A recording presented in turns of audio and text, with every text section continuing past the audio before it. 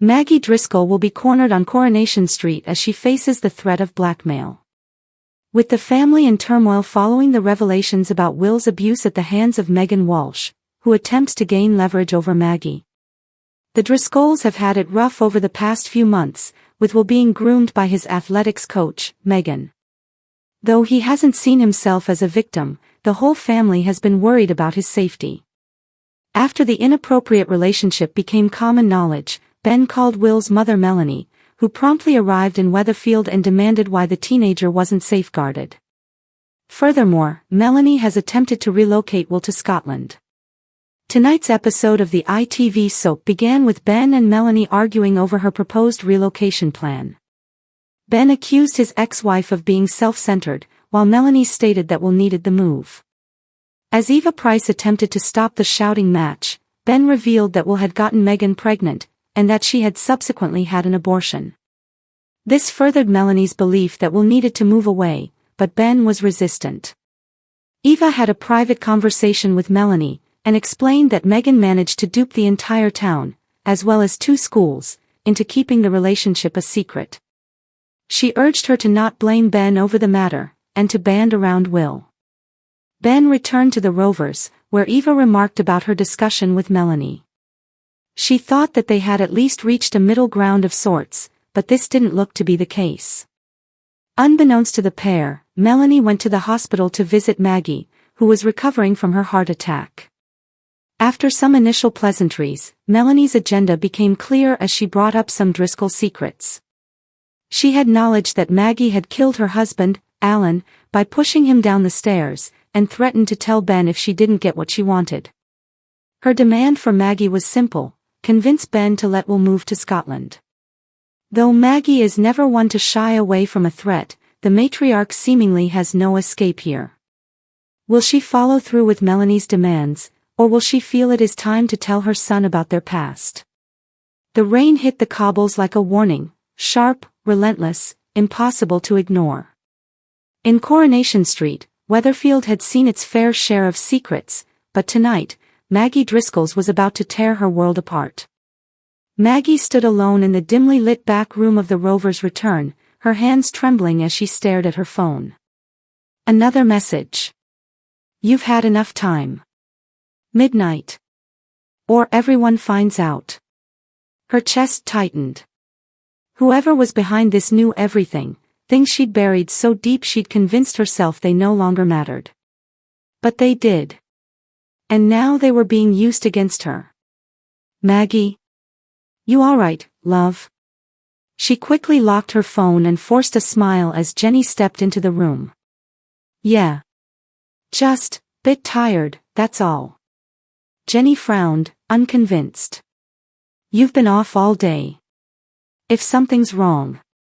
It's nothing, Maggie cut in too quickly. Honestly. Jenny hesitated, then nodded. All right. But don't shut people out, yeah? That never ends well round here. If only it were that simple. Later that evening, Maggie hurried down a quiet ginnel, her coat pulled tight against the cold. Her mind raced with every step. Should she go to the police? Confess before the blackmailer could act? No. She couldn't.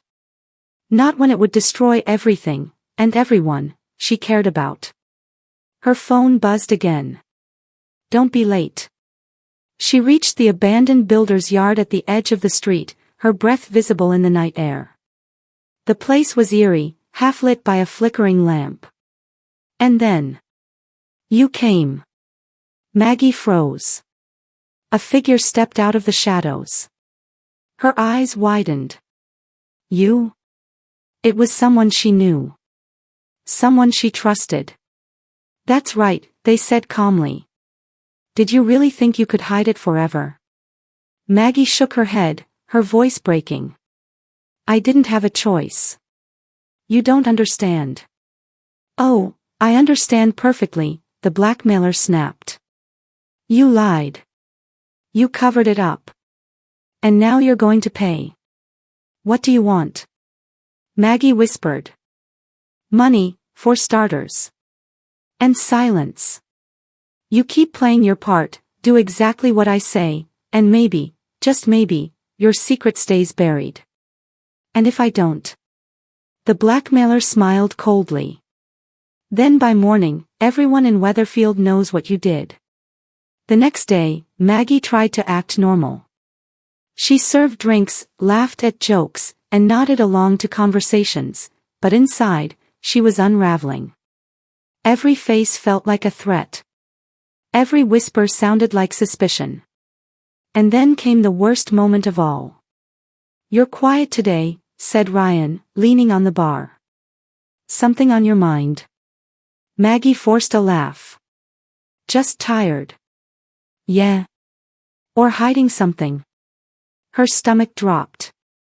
"What?" Ryan smirked. "Relax, I'm joking." But Maggie couldn't relax. Because he wasn't entirely wrong. That afternoon, she met the blackmailer again, this time in the precinct. "You're late," they said sharply.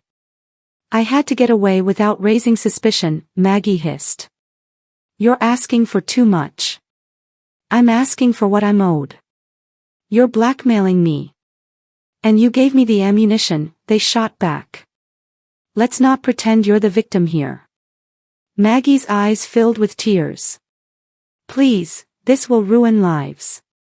The blackmailer leaned closer. "It already has. You just haven't felt the full impact yet." They handed her a small envelope. "Your next task." Maggie hesitated before opening it. Inside was a set of instructions, and a name. Her face drained of color. "I can't do this." "You can," they said coldly. "And you will." As the days passed, Maggie found herself trapped deeper in the blackmailer's web. Lies piled on lies. Every decision felt like a step closer to disaster. But cracks were beginning to show. Carla noticed her shaking hands. Audrey commented on her distracted behavior. Even Jenny, who'd tried to trust her, began to question what was going on. And then, "Maggie, we need to talk." It was Jenny. The tone in her voice sent a chill down Maggie's spine. "What about?" Jenny closed the door behind her. "I found something. Something that doesn't add up." Maggie's heart pounded. "What are you saying?" "I'm saying you're hiding something. And I want the truth." For a moment, Maggie considered it. Confessing. Ending it all. But then she remembered the threat. "I don't know what you're talking about," she said quietly. Jenny stared at her, hurt flickering in her eyes. "Fine. But whatever it is, it's going to come out. It always does." That night, Maggie stood alone in her flat, staring at herself in the mirror. "How did it come to this?" she whispered. Her phone buzzed. Another message. "You're slipping. Fix it. Or I will." Something inside her snapped. No more. She grabbed her coat and stormed out. Back at the builder's yard, the blackmailer was waiting. "I was wondering when you'd." "Stop," Maggie said, her voice firm for the first time. "I'm done." They raised an eyebrow. "Done? I'm not playing your game anymore." "You think you have a choice?" They laughed. "You don't." Maggie stepped closer. "Go ahead. Tell everyone. Ruin me. But I won't let you control me anymore." For a moment, there was silence. Then. "You're making a mistake." "Maybe," Maggie said. "But at least it's my mistake." The blackmailer's expression darkened. "You'll regret this." Maggie met their gaze. "No. I regret ever trusting you." The next morning, Weatherfield buzzed with tension. Rumors spread like wildfire. Something big was about to break. And at the center of it all, Maggie Driscoll. As she stepped onto the street, every eye seemed to turn toward her. Whatever happened next, there was no turning back. Because in Coronation Street, secrets never stay buried. And Maggie's was about to explode. Thanks for watching. Don't forget to like, comment, and subscribe to Crown ST.